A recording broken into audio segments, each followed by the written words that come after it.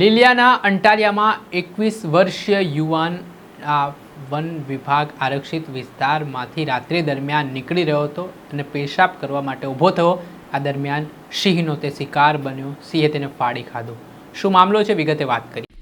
નમસ્કાર મિત્રો, હું લઈને આવી છું તમારા માટે એક એવી સુંદર તક જે તમારા ટેલેન્ટને નવી ઓળખ અને એક નવી દિશા આપી શકે છે।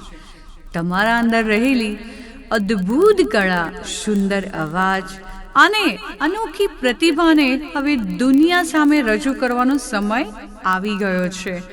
જો તમે તમારા સપનાઓને સાકાર કરવા માંગો છો તો હવે ચિંતા કરવાની કોઈ જરૂર નથી। શું તમે સિંગર છો? શું તમે વોઇસ ઓવર આર્ટિસ્ટ છો? શું તમે પોડકાસ્ટ ક્રિએટર છો? શું તમે તમારી કળાને એક પ્રોફેશનલ પ્લેટફોર્મ આપવા માંગો છો? તો હવે આપનું સ્વાગત છે ઓમ રેકોર્ડિંગ સ્ટુડિયોમાં, આપનું પોતાનું વિશ્વાસુ આધુનિક રેકોર્ડિંગ સ્ટુડિયો। દર્શક મિત્રો, સ્કાયનેટ મીડિયામાં આપનું સ્વાગત છે। છેલ્લા થોડાક દિવસથી અમરેલીમાં સિંહણ દ્વારા જે માનવભક્ષી હુમલાઓ કરવામાં આવી રહ્યા છે, માનવ જાત ઉપર હુમલાઓ કરવામાં આવી રહ્યા છે, તે ચિંતાનો વિષય બન્યો છે।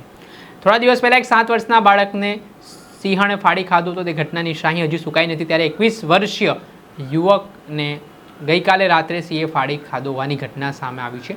આ સમગ્ર ઘટના છે તે અમરેલીના લીલિયાના અંટાલિયા નજીક બની હોવાની વિગત સામે આવી છે, જેમાં યશરાજસિંહ નામનો યુવક છે તે પોતાના મિત્ર સાહિલ મુજાવર સાથે જઈ રહ્યો હતો અને સાહિલને પેશાબ લાગતા તે જંગલ વિસ્તાર હતો વનની આરક્ષિત, ત્યાં પેશાબ કરવા માટે ઊભો થાય છે, બહાર નીકળે છે ગાડીથી ને પેશાબ કરી રહ્યો હતો ત્યારે પાછળથી સિંહ દ્વારા હિંસક હુમલો કરવામાં આવ્યો અને તેને ફાડી ખાવામાં આવ્યો। આ ઘટનાથી ઘેરા પ્રત્યાઘાત પડ્યા છે। આ મામલે શું કહી રહ્યા છે ડીસીએફ, તેમને સાંભળો। સમગ્ર ઘટનાની આજની વાત કરીએ તો અંટાળિયા રેવન્યુ વિસ્તાર, જે લુવારિયા રિઝર્વ ફોરેસ્ટની બાજુનો વિસ્તાર છે, ત્યાં સાંજના 7:30 થી 8 વાગ્યાના સમય દરમિયાન આ વન્ય પ્રાણી માનવ વચ્ચેની ઘર્ષણની ઘટના બની છે। આ એક દુઃખદ ઘટનામાં એક મૃતક છે સોહિલ મુંજાવર, ઉંમર વર્ષ 21 અને અમરેલીના વતની છે। આ ઘટના બનવા પાછળનું કારણ પ્રાથમિક માહિતી મુજબ એવું જાણવા મળે છે કે ત્યાં મેટિંગ પેરમાં સિંહ હતા। તે દરમિયાન કદાચ કોઈ ઉશ્કેરણી કે પજવણી થઈ કે કયા કારણોસર સિંહ દ્વારા આ હુમલો કરવામાં આવ્યો તેની ઊંડી તપાસ કરવામાં આવશે।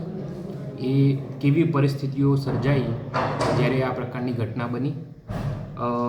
અત્યારે હાલની પરિસ્થિતિ હું તમને જણાવું તો અત્યારે હાલ અમે એક વન્ય પ્રાણી સિંહ નર, જેની ઉંમર 9 થી 12 વર્ષ છે, એને રેસ્ક્યુ કરી લેવામાં આવેલ છે અને આગળની તપાસ ચાલુ છે। કેટલા જણા હતા અને ટોટલ માહિતી આપો ને। એટલે આ બાબતે ખરેખર કેટલા માણસો ત્યાં હાજર હતા એ સ્થળ ઉપર, ખરેખર એ સ્થળ ઉપર શું બનાવ બન્યો એની એક ઊંડી તપાસની જરૂર છે। એ તપાસ કર્યા બાદ હું તમને જણાવી શકું।